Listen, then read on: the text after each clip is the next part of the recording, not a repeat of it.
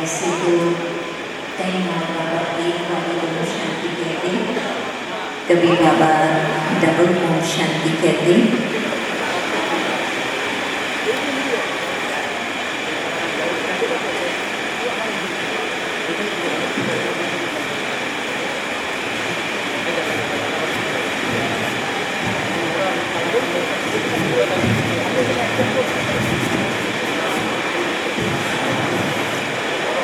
और दादी जान की कितने वाली बोलती थी? 3 बार ओम शांति।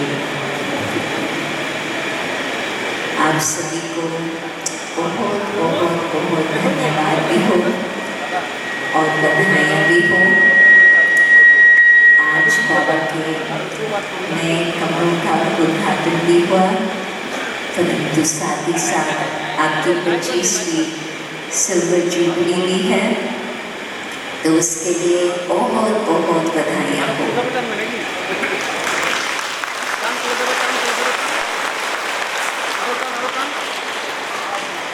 बाबा का जब नया स्थान कहाँ पर भी खुलता, तो जैसे जब बच्चा जन्म लेता बिल्कुल छोटा होता, फिर पता बड़ा धीरे धीरे होता जाता। तो मैं यहाँ की भी कहानी सुन रही थी कि पहले किस तरह से छोटे से स्थान पर थी, एक बहुत सिंपल रीति से पाठशाला शुरू हुई और अपनी बड़दादी अपने दीदी मधु को भेजती रहती थी क्लास कराने के लिए। उन दिनों में तो गर्मी में बस में आना होता था और मोटरवे भी नहीं था, एक्सप्रेस वे भी नहीं था, परंतु आज तो हम बहुत ही आराम से पहुँच गए। उन दिनों में मुझे लगता है कि 2 घंटा नहीं, शायद आपको 3-4 घंटे लगते होंगे,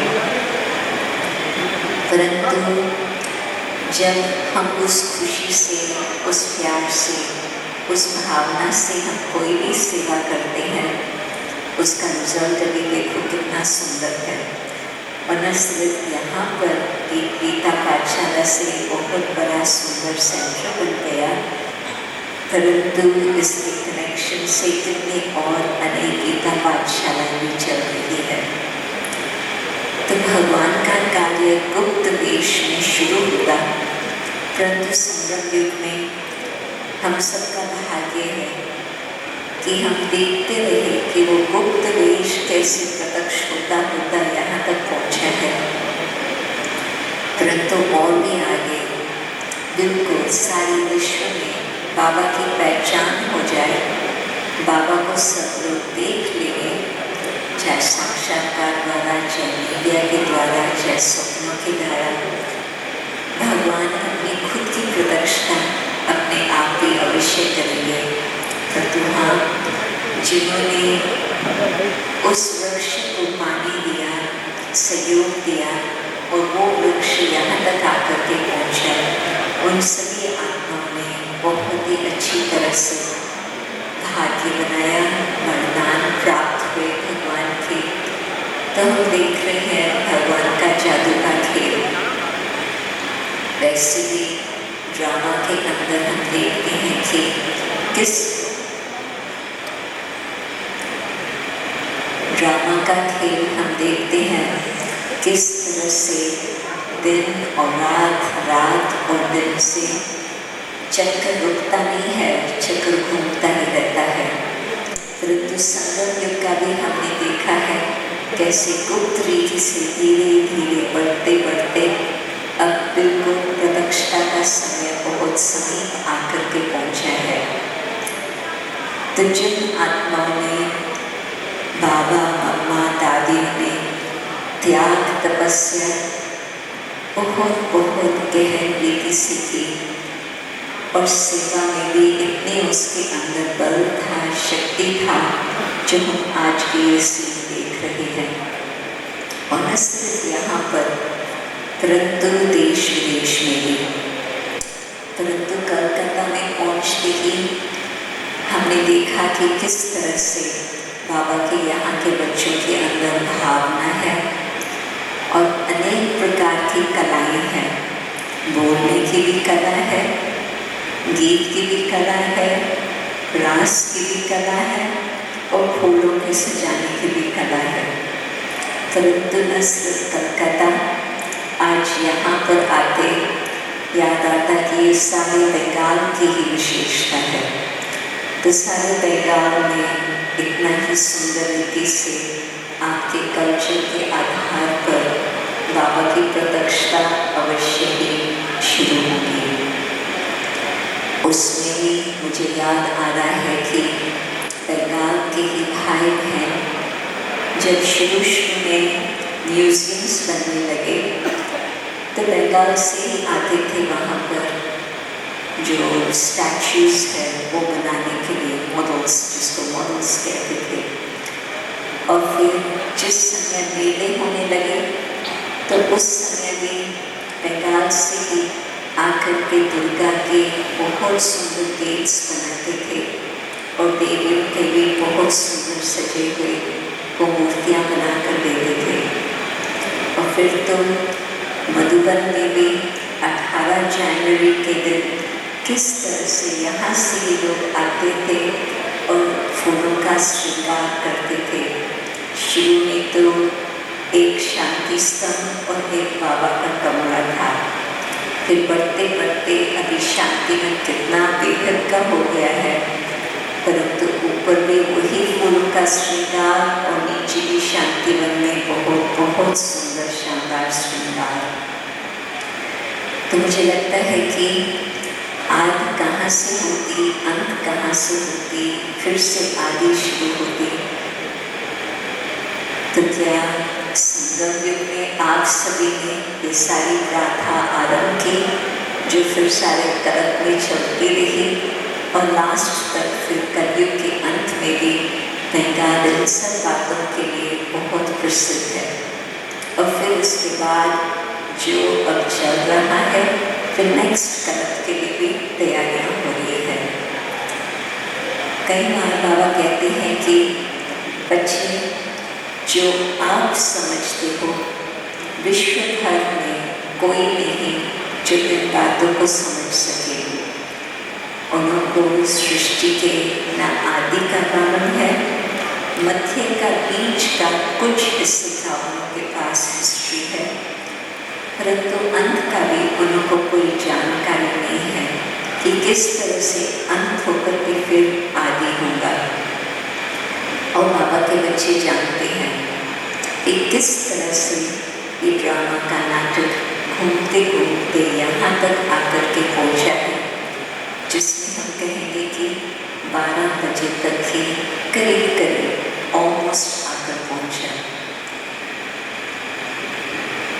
एक घड़ी होती है विश्व के अंदर जो साइंटिस्ट बनाते हैं और उसको कहते हैं डूम्सडे क्लॉक, मीन्स अंत घड़ी का घड़ी।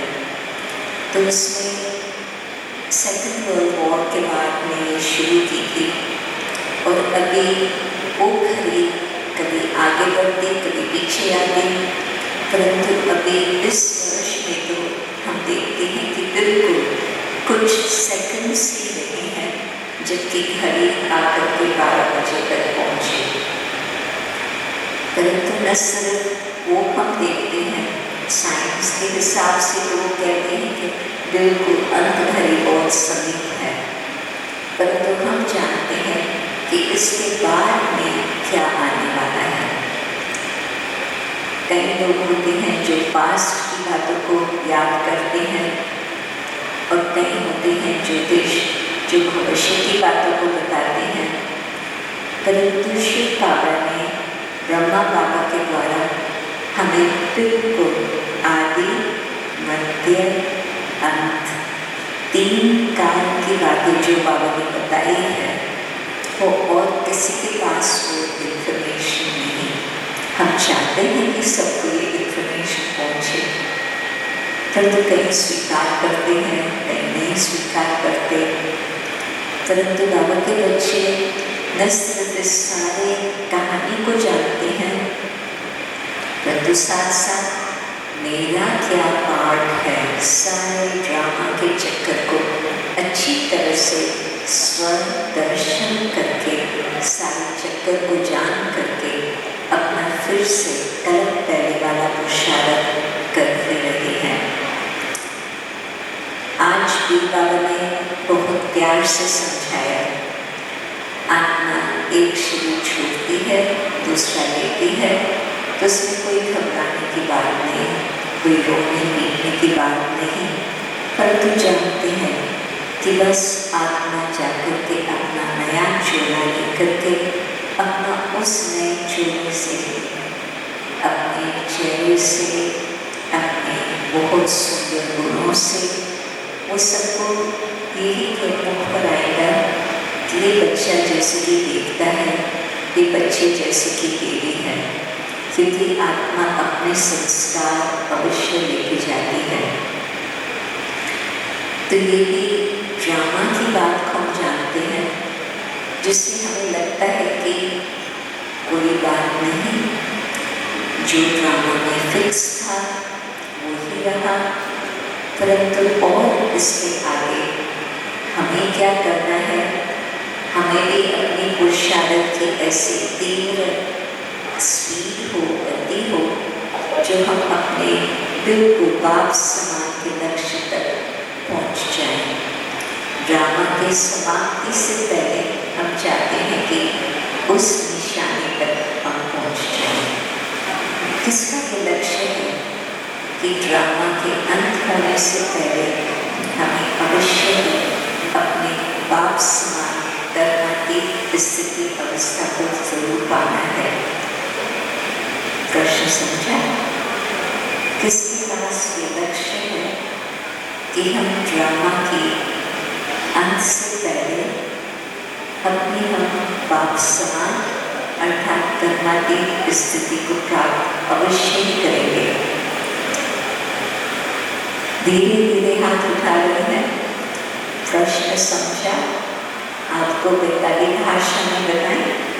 हाँ, हिंदी तो आप सब जानते हैं ना? ओके, कुछ लोगों ने हाथ उठाया, फिर मैं पूछती, किसका लक्ष्य है कि हमें जल्दी में जल्दी बाप समान अथवा कर्मातीत स्थिति को प्राप्त करना है? हाँ, अभी आपने समझा, ताली बजाओ।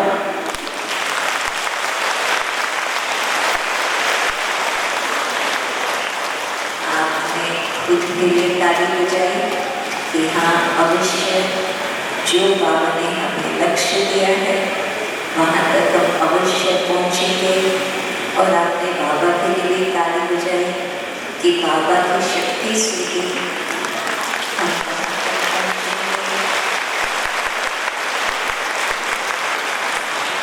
ये तो आप लोगों ने और भी अधिक ताली बजाई। सही बात, बिल्कुल सही। क्यों? क्योंकि हमारा पुरुषार्थ कितना और बाबा की मदद इतनी, ढेर की ढेर।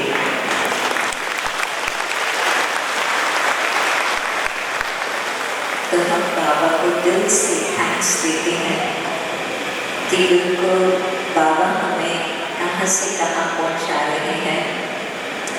और जैसे ही हम बाप समान बनते हैं, उसका भी मालूम है कि भविष्य में हम ऐसी स्थिति को प्राप्त करेंगे जिसमें दशरथ कर्मातीत, परंतु अभी का पुरुषार्थ गुणों की धारणा का, तो हम जब उस स्थिति को प्राप्त करेंगे बाप समान की, उसमें हम भी सर्व गुण संपन्न अवश्य ही बनेंगे।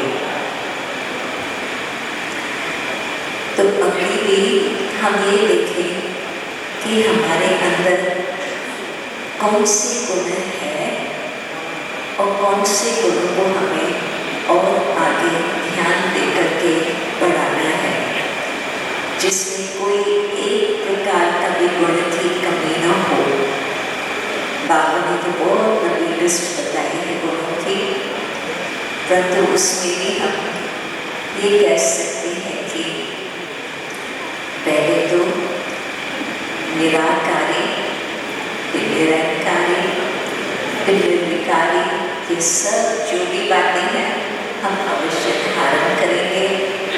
और जो हमारे में कमी कमजोरी है उसको हम बिल्कुल समाप्त करेंगे। स्टेप बाय स्टेप हम सोचें कि मुझे यदि उस लक्ष्य को प्राप्त करना है, पहला कदम कौन सा है? पहला कदम है कि हम कर्म इंद्रिय जीत बन सकते। आंखें भी बहुत तमाशा करते, जीभ कितनी लंबी है? 2.5 इंच की, बस 2.5 इंच की जीभ 6 फुट लंबे मनुष्य को यहाँ से वहाँ भटका देगी। ये भी चाहिए, ये भी चाहिए, ये भी चाहिए। तो आप सोचो कि आंखें, मुख, कान, हाथ, पाँव, कहाँ तक हम एक एक इंद्रियों के ऊपर जीत प्राप्त करके बाबा से शक्ति लेके आगे बढ़ते जा रहे हैं। क्यों? क्योंकि जब तक कर्म इंद्रियां जीत नहीं बने हैं, तब तक और आगे हम नहीं बढ़ सकते। और जब तक कर्म इंद्रियां जीत हम नहीं बने हैं, तब तक क्वेश्चन आता कि अंत घड़ी मुझे कौन सी बात याद आएंगी? क्या मुझे रसगुल्ला याद आएगा? क्या मुझे जलेबी याद आएंगी? क्या मुझे बाबा याद आएगा? और ये मजाक की बात नहीं है। बिल्कुल देखे के इतिहास में एक बहन थी जिसको बहुत खाने पीने का शौक था। तो फिर बेगरी पार्ट में मैं कराची बाबू की कहानी सुना रही हूँ। तो जिस समय बेगरी पार्ट था, उस समय तो आप जानते हैं कि कई बार तो 3 बारी पेठा ही मिलता था, कई बार 3 बारी तो भोजन भी नहीं मिलता था, एक ही बार कभी कभी भोजन मिलता था। तो भिन्न भिन्न प्रकार के परीक्षाएं आई। तो जो हमारी दादियाँ हैं, उन्होंने तो वो सब अनुभव करके और आगे पार हो गए। परंतु शायद और भी होंगे, परंतु इस एक है कि तो कहानी मुझे ध्यान पर है। वो बिल्कुल ये बात संभल नहीं पाए, सहन नहीं कर सके। तो वैसे भी परिवार वाले तो बुला ही रहे थे, तो वो बॉम्बे चले गए। और बॉम्बे में परिवार वालों ने उसके लिए अच्छा स्थान दिया जहाँ पर आराम से रह सके। और उनको तो मालूम नहीं था कि ये जीत के कारण ही कैसे आ गए हैं, परंतु प्यार से उनका स्वागत किया। परंतु अंत में उसको बहुत पानी पूरी खाने का ख्याल रहा। तो जब तक पानी पूरी नहीं मिली, तब तक उसने शरीर नहीं छोड़ा। तो जिस समय शरीर छोड़ा, मधुबन में समाचार भी बहुत लंबे समय तक नहीं पहुंचा, क्योंकि उसने इतना समय नहीं रखा था। और फिर जो भोग लगना चाहिए बड़े प्यार से, बड़े विदार से बाबा को, ताकि बाबा उस आत्मा को भी वो खिलाए, वो उसका नहीं हुआ। अभी तो वो कहाँ है, वो आत्मा क्या कर रही है नहीं मालूम। परंतु आप सोचो कि अंत में मुझे गारंटी हो अपने लिए कि एक बाबा दूसरा न कोई, तीसरा न कोई चीज़ हो, न कोई व्यक्ति हो, न वैभव हो, एक बाबा का ही संग हो। तो 5 इंद्रियां जो है, उनके ऊपर एक एक के ऊपर हम ध्यान देंगे। और जैसे बाबा कहते हैं कि आँखों की तो बहुत तकलीफ होती है, कुछ भी देखा उसमें लोभ आ सकता, किसको देखा मोह आ सकता, किसको देखा अपने को और बड़ा समझा तो अहंकार भी आ सकता। तो एक एक जो भी नेगेटिव बातें हैं, वो आँखों द्वारा अवश्य हो सकता। तो बाबा ने कहा है, आप इन 2 नेत्रों से नहीं देखो, आप क्या करो, आप तीसरे नेत्र से देखो। जब आपका तीसरा ज्ञान का नेत्र, आत्मा का नेत्र खुला हुआ होगा, तो आप सब इंद्रियों के ऊपर जीत प्राप्त कर सकेंगे, क्योंकि आदि मध्य अंत ये बात करने से क्या नतीजा होगा और उसका फल स्वरूप क्या होगा, सुख होगा या दुख होगा, अच्छी तरह से उस बात को समझ करके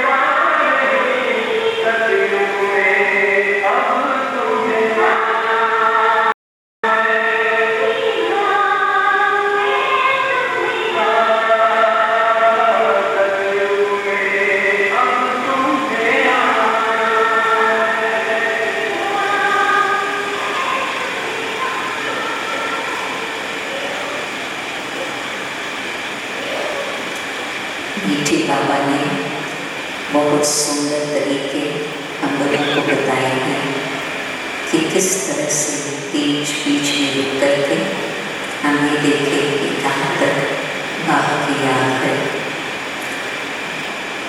तो मैं बता रही थी कर्म इंद्रिय जीत की बात, और फिर सेकंड स्टेप आता है जिसको कहते हैं ज्ञान इंद्रिया। ज्ञान इंद्रियों में फिर कहते हैं मन, बुद्धि और संस्कार। कहाँ तक हमने उसके ऊपर जीत प्राप्त की है? क्या हम मन के मालिक हैं? ड्रामा को समझ करके कोई भी बात होती है तो बाबा ने आज कहा कि होना बिल्कुल नहीं। इसने शरीर भी छोड़ा तो भी मालूम है आत्मा तो विनाशी है।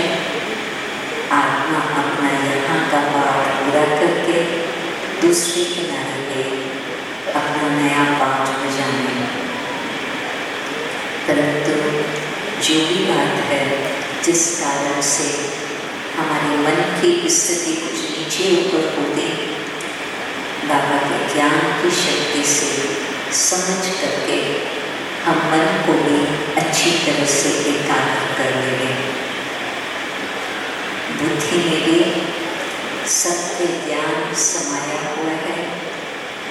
मालूम है कि किस राह पर मुझे चलना है, और यदि कोई भी और बातें आती है खुद को समझाते हैं कि नहीं, बाबा ने कहा कि श्रीमत क्या है, तो बुद्धि को भी हम जीत प्राप्त करके उसको भी एक ही बाबा और बाबा की श्रीमत पर लगाएं।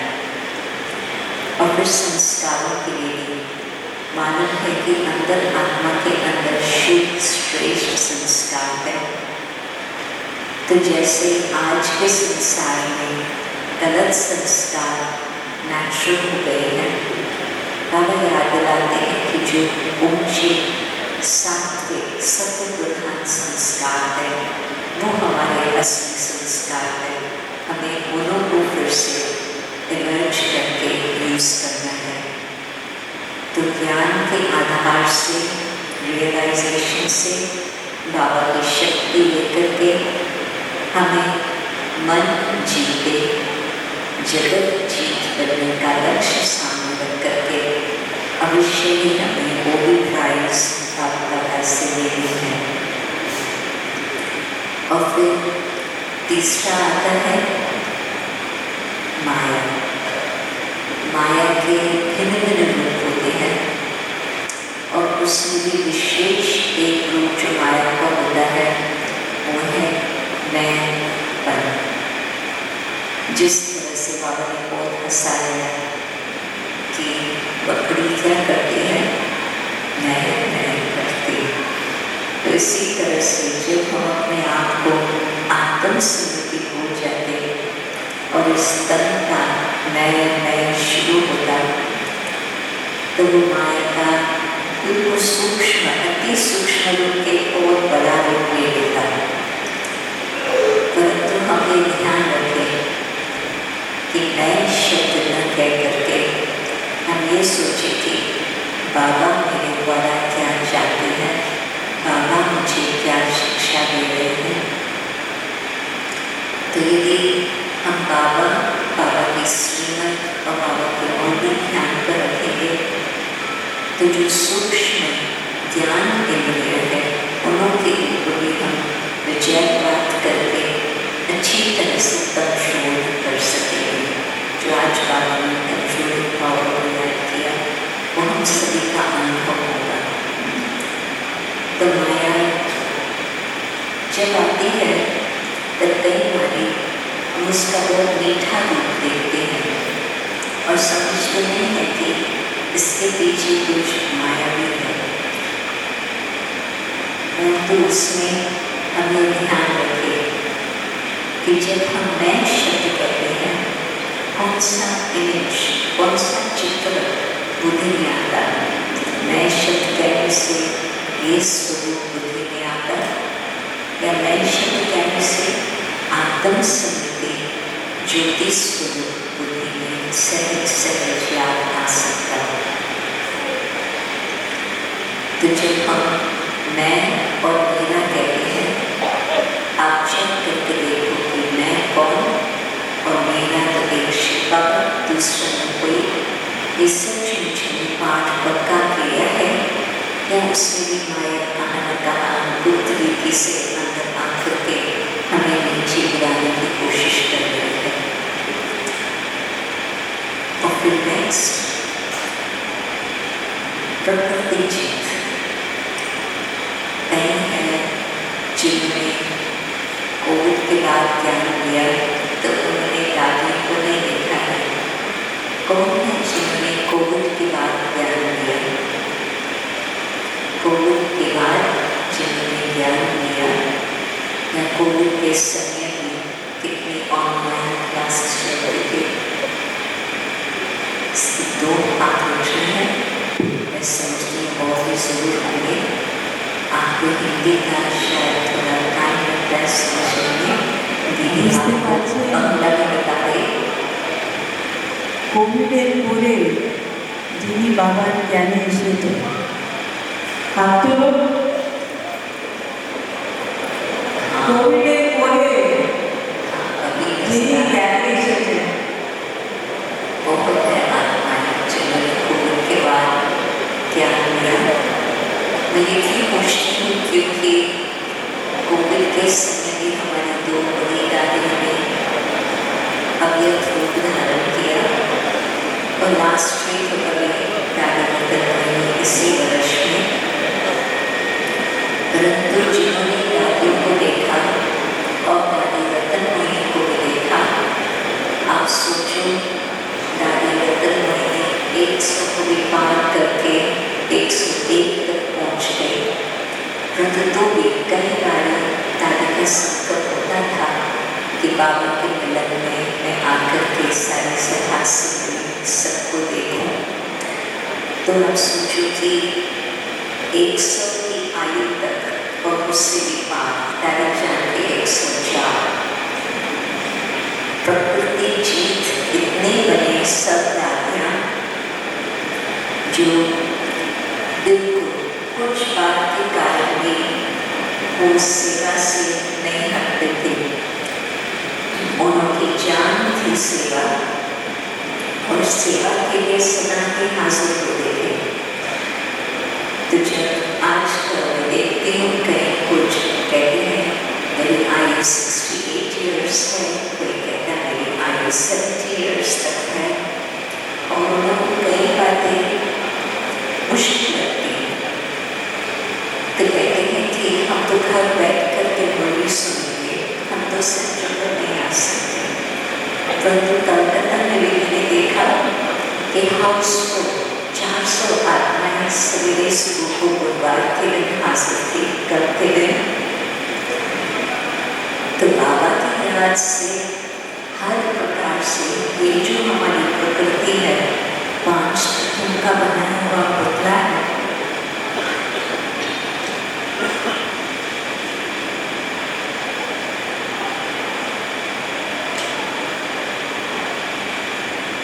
यदि हम आत्म स्मृति में रह के बाबा से शक्ति लेते हैं तो ये प्रकृति का भी खेल जो भी है वो हमको सेवा से रोक नहीं पाती या स्टडी या योग से भी रोक नहीं पाती।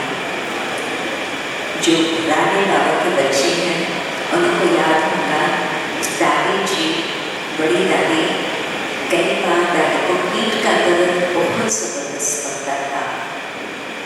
तो फिर एक बार दादी हॉस्पिटल में थी और विदेशी आए हुए थे तो भारतवासी भी, तो सबके मन में था कि दादी हॉस्पिटल में है, हम दादी का चेहरा देखें। तो वैसे तो हॉस्पिटल में तो रेस्ट के लिए दादी गई थी तो ट्रीटमेंट के लिए, परंतु दादी ने क्या बोला कि मेरे कमरे में कैसे सजा सकते। तो दादी ने उनको कहा कि जो बेड है जहाँ रिसेप्शन एरिया के ऊपर में नेक्स्ट फ्लोर आता लिफ्ट के बाजू में वो भी खुला पड़ा है।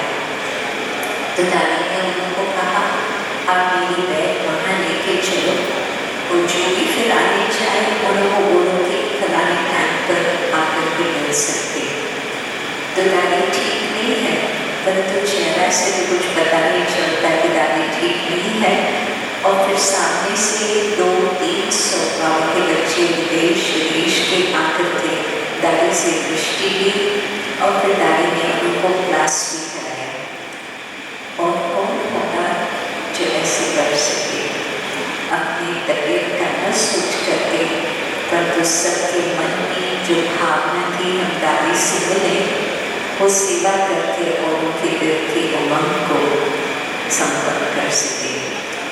तो इसको ही कहा जाता है प्रकृति जीत। और फिर आप सोचो कि जब इस तरह से हम एक एक बात पर जीत प्राप्त करते जाते हैं तो अवश्य ही टोटली हमारा जीवन से विक्रम तो पूरा ही समाप्त हो जाता। न मन में, न वचन में, न कर्म में कोई और विक्रम की बात आ ही नहीं सकती। तो बाबा ने न सिर्फ हमें थियरी बताई है और हमें प्रैक्टिकल ट्रेनिंग भी दी है कि किस तरह से हम होशियारी करके अपने कर्मातीत स्थिति को प्राप्त करें। और ये भी मालूम है कि अच्छा चलो विक्रम अब अभी से हम नहीं करेंगे, आगे के लिए भी हम रियलाइज करके वादा करते हैं कि हम विक्रम तो बिल्कुल नहीं करेंगे, परंतु फिर भी उस बीच में हमें ये भी सोचना होगा कि जो पास्ट के विक्रम किए गए हैं उसको भी हम कैसे योग से समाप्त कर सकें।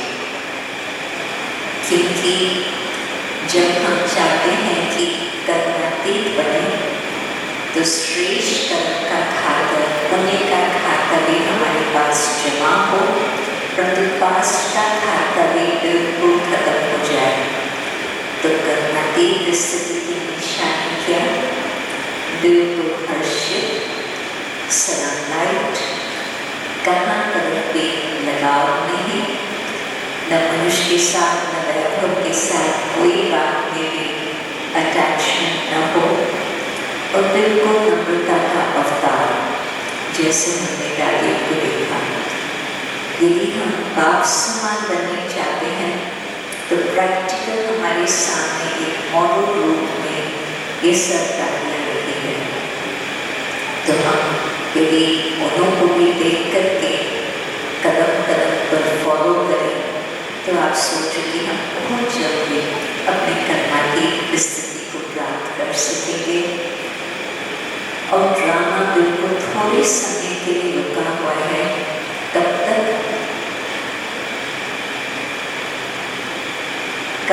रुका हुआ है? जब तक कि 108 की विजय माला नहीं बनी है। अष्टरत्न का तो मालूम है, वो तो अपनी स्थिति को प्राप्त कर लिया कुछ समय से, परंतु 108 की माला में अभी तक जगह है। आप समझते हो कि आप 108 की माला के लिए आ सकते? कौन समझता है कि 108 की माला? अच्छा, आगे बैठने वाली माताएं तो जल्दी हाथ उठाए। भाई लोग नहीं समझते? हाँ, भाइयों को भी अभी थोड़ा उमंग आ रहा।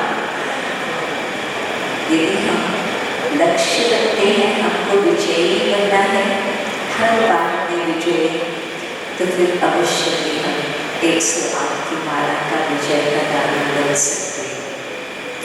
हम सोचेंगे कि पता नहीं बनेंगे नहीं बनेंगे, क्या होगा कैसे होगा, तो हम पीछे हट जाएंगे, पीछे रह जाएंगे। परंतु लक्ष्य होगा कि मुझे ये बनना है, तो बाबा भी खुश होंगे और बाबा की भी बहुत मदद मिलेगी। तो कर्मातीत बनना है तो हर बात में कदम कदम पर हम देखते चले कि आंतरिक स्थिति की विजय किसी के ऊपर विजय पाने की बात नहीं है, अपने आंतरिक मन की स्थिति से। जैसे एक स्टेप बताया, इन सब बातों को ध्यान रख करके हम वहाँ तक पहुँचे। तो आप सभी को बहुत बहुत बधाइयाँ हो कि आप इस इतने सुंदर रीति से पुरुषार्थ करके 25 वर्ष तक पहुँच गए हैं, और उसमें भी बरदादी आपके साथ तो ही है। उसकी याद में समझती जिन्होंने पालना दी है, और वो जो आपकी पालना उस आधार पर कर रहे हैं, वो भी कभी उसको भूल नहीं सकते कि उसने किस तरह से प्यार की पालना और प्यार। परंतु दादी ने जो मैंने समझा है, अभी कुछ कहानियाँ सुनती रही, हर एक के लिए दादी टाइम निकाल कर उनसे बैठती थी और उनको ये ध्यान देती थी कि हर प्रकार की जो ब्राह्मण कुल की मर्यादा है, किस तरह से उसको पालन करना है, A to Z, छोटी छोटी बातों से बड़ी बड़ी बातों तक। तो मुझे लगता है कि ऐसी धरती पर बैठे हैं जहाँ पर दादी खुद इतना ध्यान रखा और नए नए छोटे छोटे फूलों को दृष्टि दे करके उसने बहुत सुंदर बगीचा बना लिया। तो अभी जबकि 25 इयर्स बना रहे हैं, अभी आप बिल्कुल अपना लक्ष्य ये रखो कि मुझे विजय रतन अवश्य ही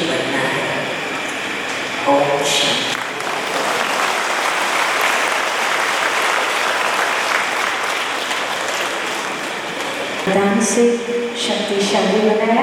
तो अभी हम डांस ग्रुप को आह्वान करेंगे जो वर्तमान मॉडल स्कूल के, जो हमारी जात प्राण प्यारी जानकी दादी और दीदी ने पूरे विश्व को एक बनाने का प्रयास किया, वही मैसेज के साथ हमारे बच्चे स्टेज पर आ गए। बहुत सुंदर मैसेज देंगे, हम सब एक हैं।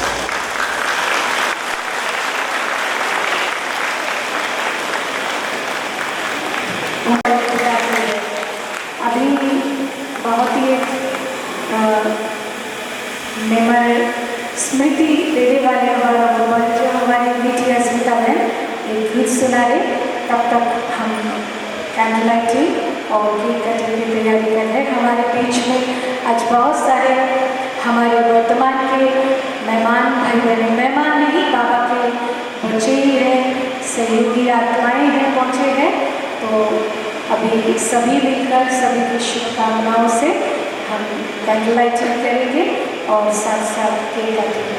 अस्मिता बहन गीत गाएं। मैं गीत गाने नहीं आई हूँ, सबके साथ गीत गवाने आई हूँ। साथ देंगे तो, क्योंकि यह मेरे दिल का गीत है, हम सभी के। मेरे बाबा तेरा बनकर जीवन बना अच्छा लगा, मेरे बाबा तेरा बनकर जीवन बना। आपको बोलना अच्छा लगा, मेरे बाबा तेरा बनकर जीवन बना। आंसू मेरे मोती बने चेहरा खिला अच्छा लगा, अच्छा लगा, मेरे बाबा तेरा बनकर जीवन बना। किसे मेरे बाबा तेरा बनकर जीवन बना। आंसू मेरे मोती बने चेहरा खिला अच्छा लगा, अच्छा लगा, मेरे बाबा तेरा बनकर जीवन बना। सोचा नहीं मैंने कभी तुम मुझे मिल जाओगे, मेरे भाग्य है तुम सा मुझे साथी मिला। अच्छा लगा, अच्छा लगा, मेरे बाबा तेरा बनकर जीवन बना। अच्छा लगा, मेरी आई सबसे सबको सजाई अच्छा लगा, अच्छा लगा, आंसू मेरे मोती बने चेहरा खिला। सबका चेहरा खिला, आंसू मेरे चेहरा खिला अच्छा लगा, अच्छा लगा, मेरे बाबा तेरा बनकर जीवन बना। अच्छा लगा, अच्छा लगा, अच्छा लगा। विशेष पल आ गया है कि हम सभी कैंडल लाइटिंग करके और केक काट के हम 25 साल को दीदी हमारे सभी दीदियों के साथ सेलिब्रेट करेंगे। तो हमारे बीच में हमारे जो भी बड़े भाई उपस्थित हैं, हम नाम अनाउंस करते जाएंगे। तो हमारे भाइयों को अनुरोध करेंगे आप उनको स्कॉट करके स्टेज पर थोड़ा ले आएंगे। Mr. Achintya Kumar Mondal, Secretary of Oriental Association for Education and Research, President of Baldwin Model School, with Mr. Abhilash Mondal, Director of Langa Marais Private Limited, Mr. Shamut Kumar Mondal, Pathashati Mondal, Ibam Palash Mondal, Mr. Vijay Gupta, Secretary of St. Paul's Academy, Sanjay Gupta, Chairman of St. Vincent Academy, Abha Gupta, Secretary of St. Vincent Academy, Mr. Rajesh Bhagat, Secretary of Delhi Public School, the Medical Superintendent cum Vice Principal of Bardwan Medical College, Dr. Taposh Ghosh, St. Xavier's College Vice Principal, Professor Dr. Xavier Samariguttu SJ, School, Mr. Pinaki Sharma, Event Manager, Toilet Kumar, Designer and Teacher, Harmit Singh, President of Gurdwara, Manoj Sadhu, Secretary of St. John's Ambulance, Chandan Datta, Interior Designer, Vishwanath Dhar, Director of Dhar Consulate, Shayan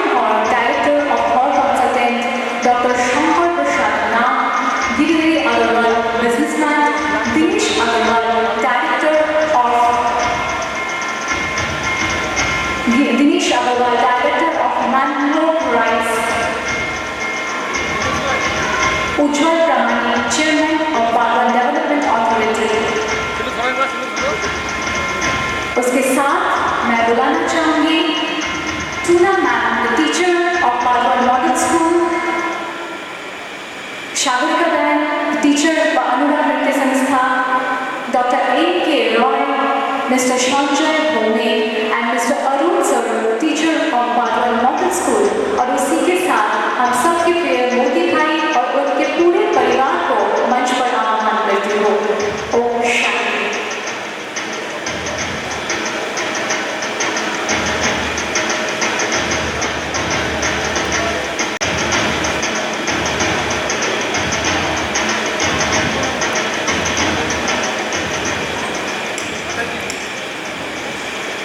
দাদা একটু শোনো